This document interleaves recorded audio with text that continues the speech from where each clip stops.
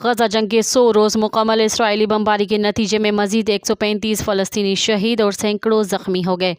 شہید فلسطینیوں کی تعداد 23,700 جبکہ 60,000 سے زائد زخمی ہیں۔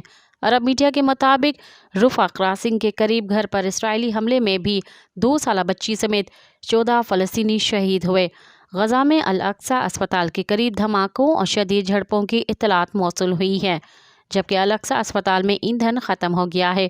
عرب میڈیا کے مطابق غزہ میں صرف 6 ایمبولینسز قابل استعمال رہ گئی ہیں، جبکہ انٹرنیٹ اور ٹیلی کام سروسز ایک بار پھر معطل کر دی گئی۔